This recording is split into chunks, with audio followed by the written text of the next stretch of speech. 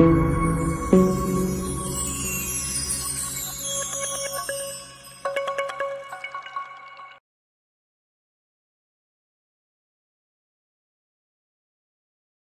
समय तक अपनी संपूर्ण एकाग्रता को, अपनी सभी आंतरिक वृत्तियों को केवल कक्षा के विषय पर ही लगाए रखने का प्रयास करेंगे।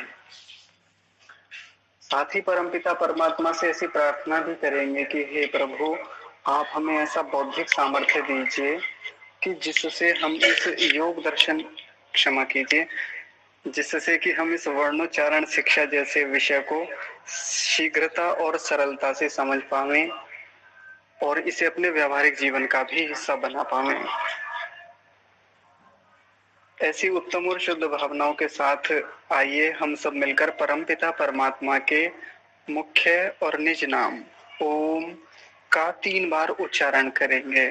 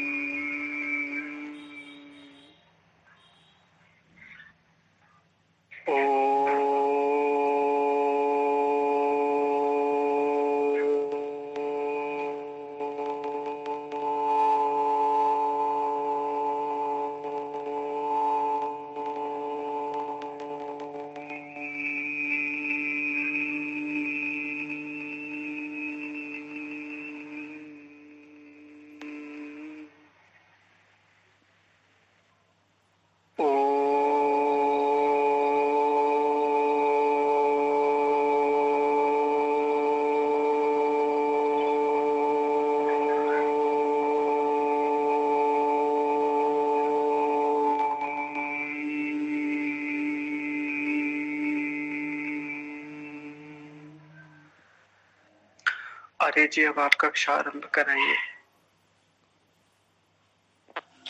बहुत बहुत धन्यवाद मोहित जी।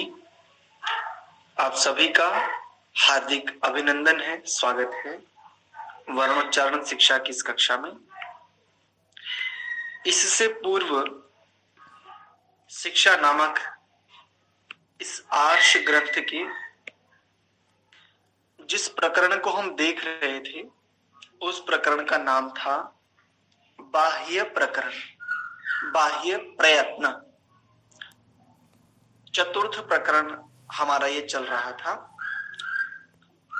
और उस प्रकरण में हमने कल केवल एक प्रथम ही जो संस्कृत भाग था एक सूत्र की भांति उसको हमने देखा था। किसी भी भाषा का जो मूल यदि देखा जाए तो उस भाषा का मूल होता है उसके वर्ण, और उन वर्णों के पीछे का एक समायोजन, एक सटीक व्यवस्था, उच्चारण और उस उच्चारण के पीछे की क्रियाएं और उन क्रियाओं का पढ़ने वाला, उन क्रियाओं के द्वारा होने वाले परिवर्तन अथवा प्रभाव क्या क्या आते हैं। कल मैंने एक बात कही थी कक्षा में, तो उसी को लेकर के एक जिज्ञासा ऐसी सामने आई कि ऐसा कैसे संभव है। जैसे मैंने कहा कि कुछ बच्चों को मैंने ये इस सिलेबस को मॉडिफाई करके बच्चों को पढ़ाया, तो वहां पर एक जिज्ञासा आई कि ऐसा कैसे संभव है।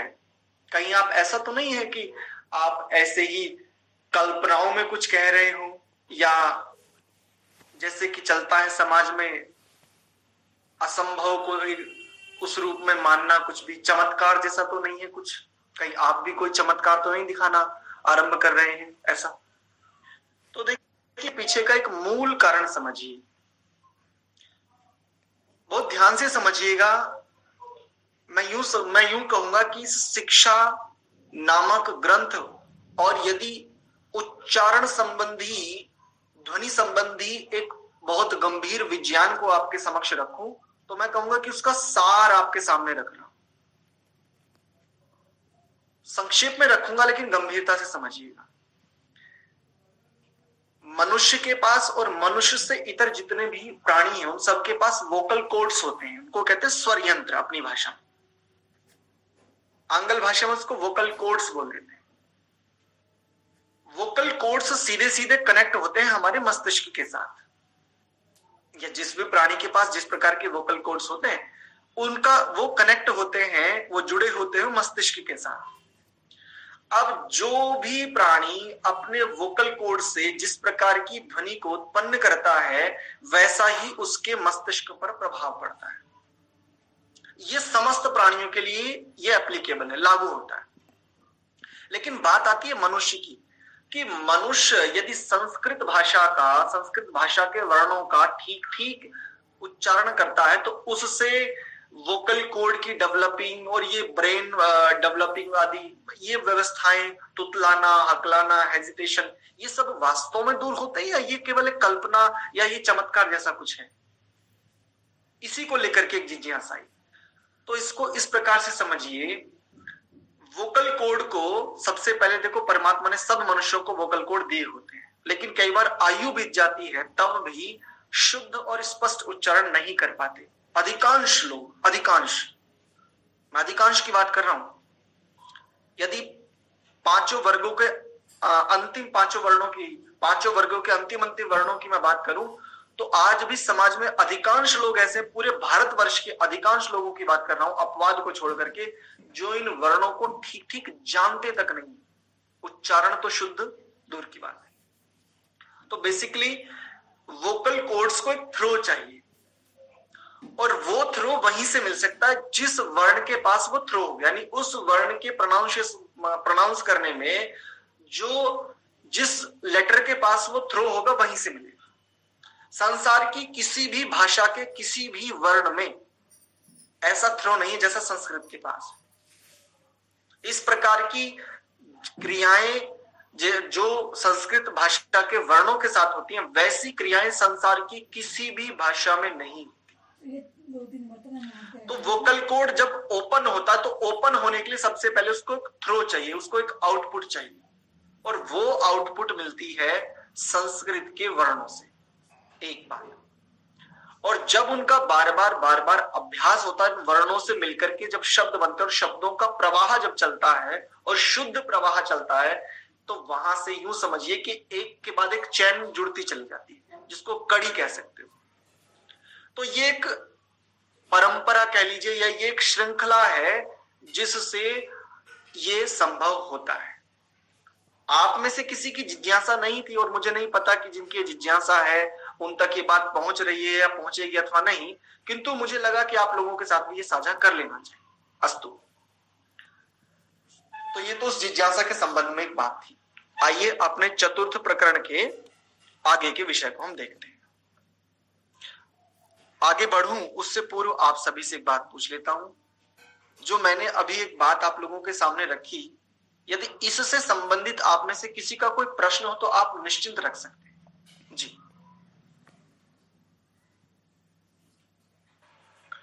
आर्य जी, मेरा एक प्रश्न है।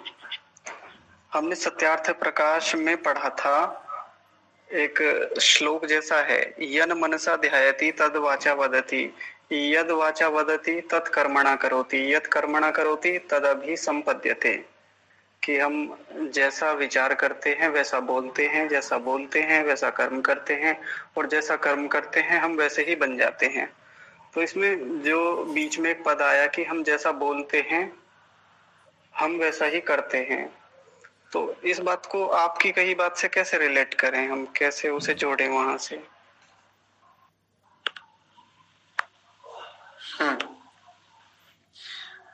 यहाँ पर प्रकरण देखिए तो वर्णोच्चारण शिक्षा का है, और उससे संबंधित मैंने जो एक बात रखी कि मस्तिष्क का विकास या बच्चों में जो प्रायः संकोच होता है या जो कहते हैं कि मस्तिष्क अच्छे से निखर नहीं रहा है, यानी हम सब सोचते हैं कि हम शार्प माइंड बने।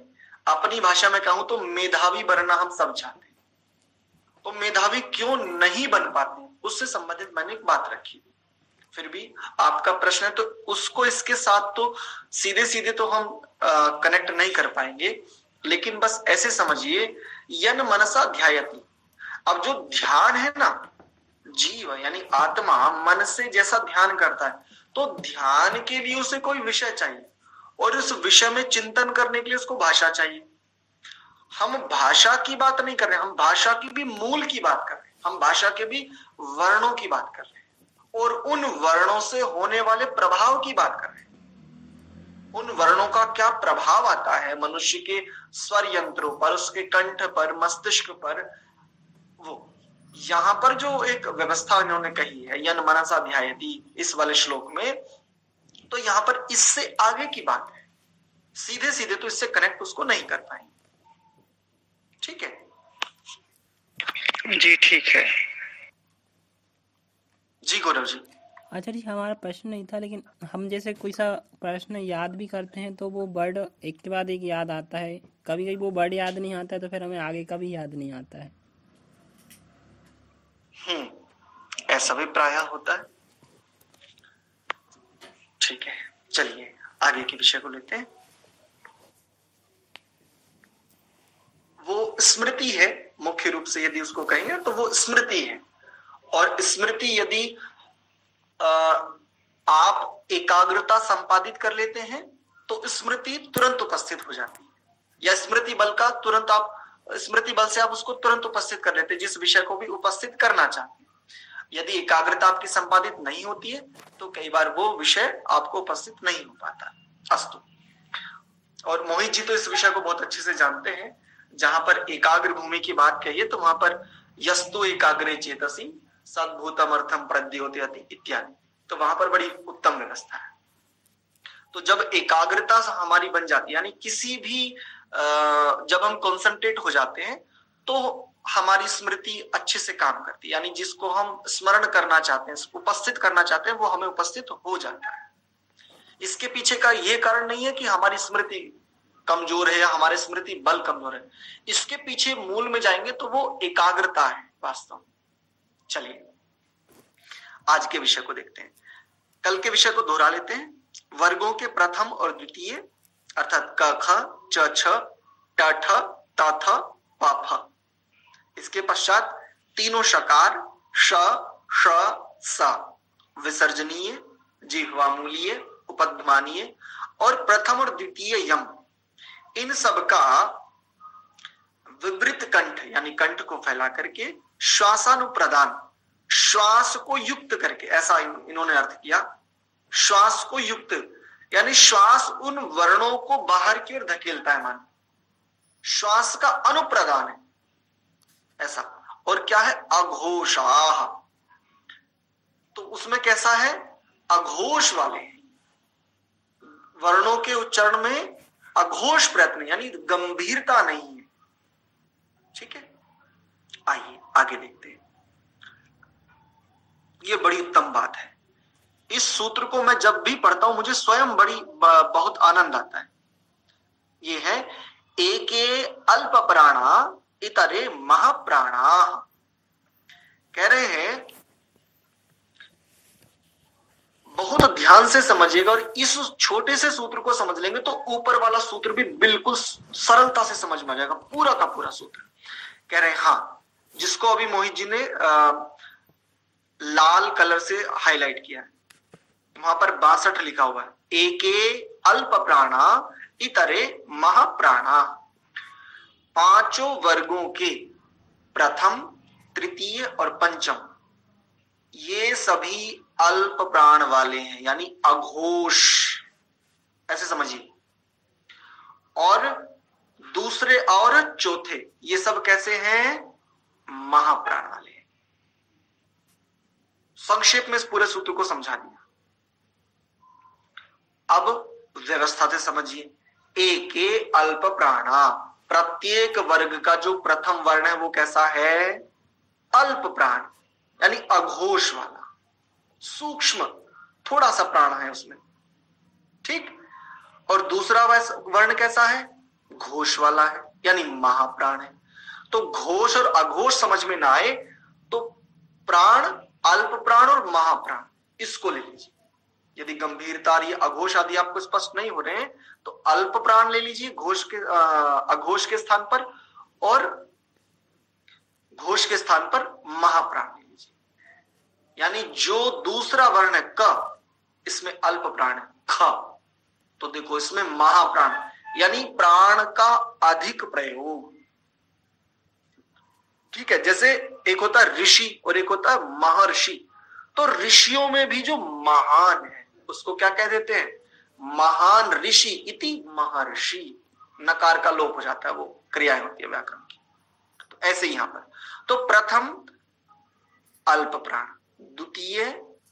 द्वितीय है महाप्राण, तृतीय फिर अल्प प्राण, इतरे महाप्राणा, तो फिर चतुर्थ फिर महाप्राण, और पंचम अल्प प्राण। इतना स्पष्ट? इनको देखिए एक बार और बता दीजिए। अच्छा ठीक है, एक बार और बता देते हैं। पांचों वर्गों के का वर्ग, च वर्ग, ट वर्ग, त वर्ग और पा वर्ग, इनको पांचों वर्ग कहा है। इन पांचों वर्गों के प्रथम यानी first letter, second letter, first letter, third letter and fifth letter, प्रथम, तृतीय और पंचम, ये अल्प प्राण वाले हैं। अघोष इनका बाह्य प्रयत्न है। दूसरा और चौथा, सेकंड एंड फोर्थ, ये महाप्राण वाले हैं। पांचों वर्गों के सेकंड एंड फोर्थ, द्वितीय और चतुर्थ वर्ण। ठीक है, महाप्राण और अल्प प्राण क्या है? तो देखो, जैसे आप क वर्ग को लीजिए तो क बोलते हैं क, इसमें कितना सा जो प्राण पीछे से धकेल रहा है, प्राण का जो प्रयोग है वो कितना है? थोड़ा सा है। और बोलिए ख, तो इसमें महाप्राण है ना, बल अधिक लग रहा है ना। प्राण से यदि प्राण के बल को देखोगे तो बल अधिक है ना, तो इसीलिए इसको महाप्राण का या घोष बनता ऐसा कहा। ठीक है जी। और कौन कौन से वर्ण है तो देखो, इन्होंने बता भी दिया कि क वर्ग में क, ग, ग, च, ज, य, ट, ड, ण, त, द, न, प, ब, म, पांचों वर्गों के तो ये हो गए। और क्या कह रहे हैं? ये य, र, ल, व यानी अंतस्थ, और यम, यम भी कौन से? प्रथम और तृतीय, अर्थात कौन से? ह्रस्व, ग्वांग और अनुनासिक। ध्यान रखिए, यहां पर दीर्घ अनुनासिक नहीं है, इसमें ह्रस्व, ग्वांग और अनुनासिक, ये इतने सब अल्प प्राण हैं, अर्थात ये थोड़े बल से बोले जाते हैं।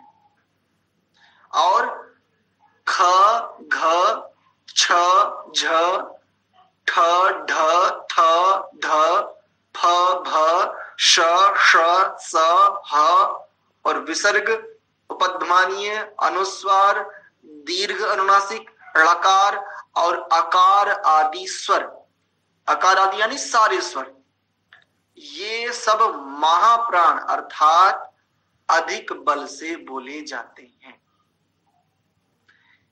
तीन बातें पकड़ लीजिए, यहां पर पूरा स्पष्ट हो जाएगा। अल्प प्राण मतलब अघोष। अब यदि अघोष भी समझ में ना आए, अल्प प्राण भी समझ में ना आए, तो बस इसको समझ लीजिए कम बल से बोले जाने वाला, ये इसका बाह्य प्रयत्न। और जो जी हरी जी अभी आता हूं, बस एक स्पष्ट कर देता हूं। और जो महाप्राण है उनको घोष, यदि घोष भी समझ में ना आए, महाप्राण भी समझ में ना आए, तो अधिक बल से जो बोले जाने वाले वर्ण हैं। इतना जी हरी जी पूछिए। योगेंद्र जी एक बार लिख कर बता दो जी, और समझ में आ जाएंगे। क्या लिख करके बताऊं जी, वो एक बार बताएं। जैसे जैन जो अलग अलग बता रहे ना, प्राण। अच्छा मोहित जी एक बार का वर्ग के पांचों वर्णों को एक बार लिख करके बता दीजिए। हाँ बस बस बस ठीक है, यहीं पर बताना। देखिए का वर्ग में ऊपर देखेंगे तो का वर्ग में प्रथम जो का है ये अल्प प्राण, ख महाप्राण, ग अल्प प्राण, घ महाप्राण और ग अल्प प्राण। बिल्कुल यही व्यवस्था लेकर के आ जाइए। चावर्ग में भी, टावर्ग में भी, तावर्ग में भी, पावर्ग में भी अंतस्थ सभी अल्प प्राण होते हैं। यर लव अंतस्थ सभी अल्प प्राण वाले। देखिए मोहित जी जिनको थोड़ा सा सेलेक्ट कर रहे हैं, येलो मार्क जिनको कर रहे हैं, ये अल्प प्राण है सभी। ब मा यर लव, ये चारों इतने वर्ण आपके अल्प प्राण हैं। इन वर्णों में बता रहे हैं, आगे अभी वो जो 8 यम है ना उनमें से भी लेंगे, लेकिन अभी केवल यहीं पर समझिए। इतने तो ये अल्प प्राण है, और इससे इतर जितने भी बचते हैं ये ख घ छ झ ठ ढ थ ध फ भ श श स ह, ये सभी महाप्राण है। अब स्पष्ट है आ रही जी? धन्यवाद जी।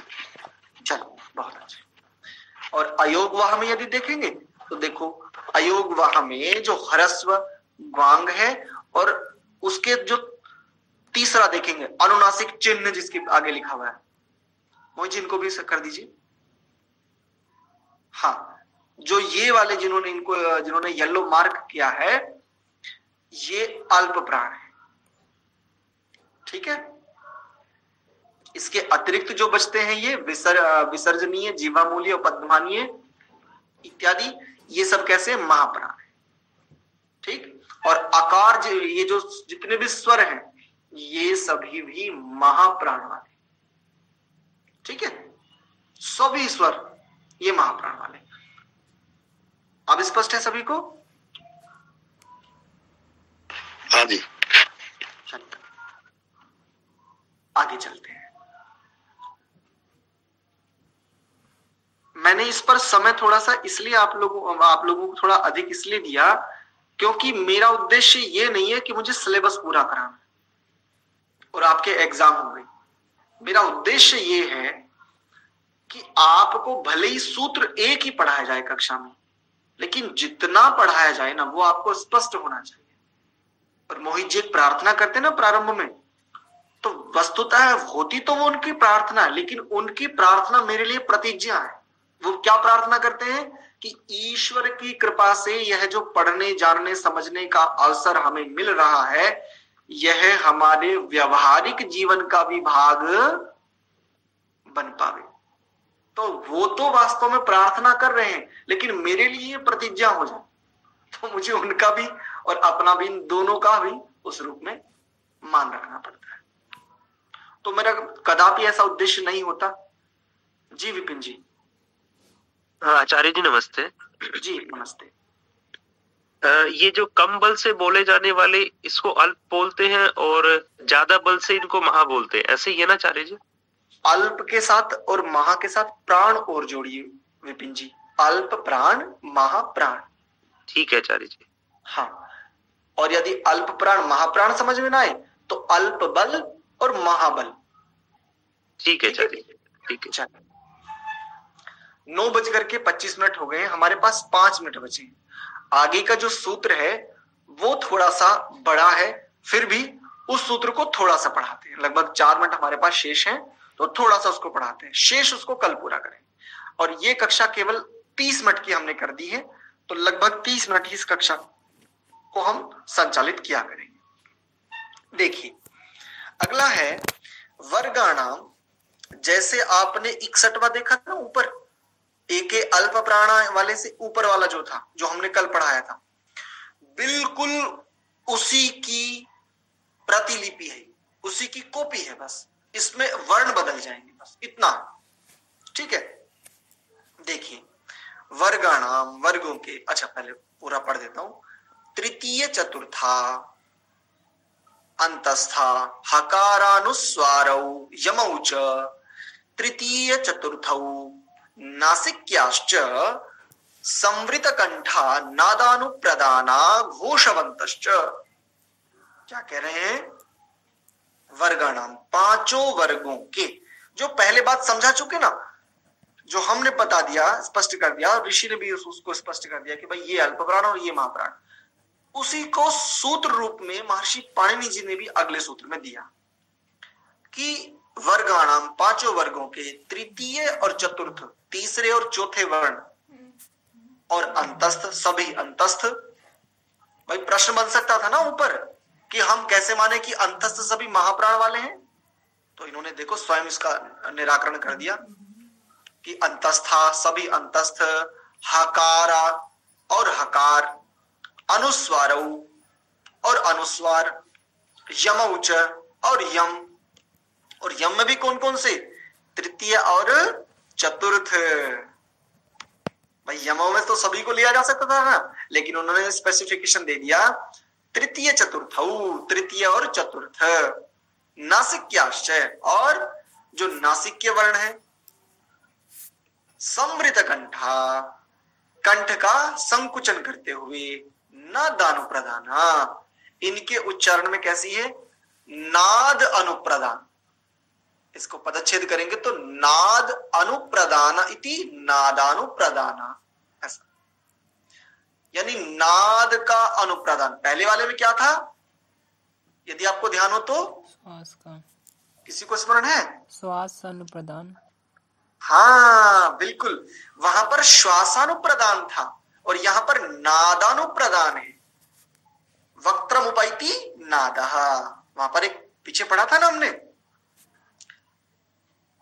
तत्र नाभि प्रदेशात वायुरूर्ध्वम इत्यादि वो पढ़ा था, तो कि वक्त्रमुपैति नादः, और नाद के पश्चात फिर वो वोकल कोड से होता हुआ, यानी स्वर यंत्रों से होता हुआ वो वर्ण को उत्पन्न करता है। तो यहां पर नाद का अनुप्रदान है, जैसे पीछे वाले में श्वास का अनुप्रदान था। और क्या है, घोषवंतश्च, इनका उच्चारण कैसा होता है, गंभीर शब्द से, बहुत गहरी ध्वनि से। या दूसरे शब्दों में यदि समझना चाहें तो अधिक बल का प्रयोग करते हो। अब अधिक बल का प्रयोग करने से स्पष्टता नहीं आएगी कि अधिक बल का मतलब तेज तेज चिल्लाना, ऐसा, क्योंकि अधिक बल से प्राय यही होगा। तो ये जो घोषवंता जो शब्द है ना, ये अपने आप में एक पारिभाषिक शब्द है, यूं कहूं कि बड़ी व्यापकता को लिए हुए है ये शब्द। ठीक है, गंभीर स्वर से जिन वर्णों का उच्चारण किया जाता है उन वर्णों को कहते हैं घोषवंता। तो पहले वाले में अघोषाः ऐसा था और इसमें घोषवंता ऐसा है। ठीक है,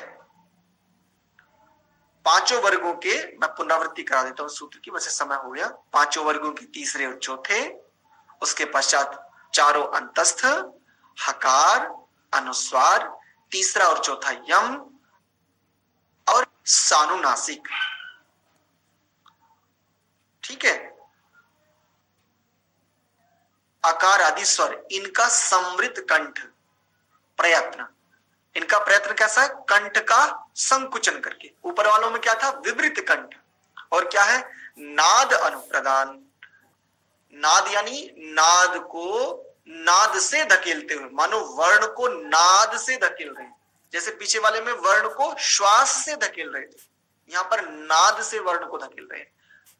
इन्होंने कहा उच्चारण में अव्यक्त ध्वनि, तो यहां पर प्राय एक संशय आता है कि ये अव्यक्त ध्वनि क्या है, यानी अनक्लियर्ड साउंड, ऐसा ना, अनक्लियर्ड साउंड नहीं, यहां पर नाद, गंभीरता, गंभीर स्वर, और घोष बनता है। इनका उच्चारण कैसा होना चाहिए, गंभीर शब्द से, गंभीर ध्वनि से।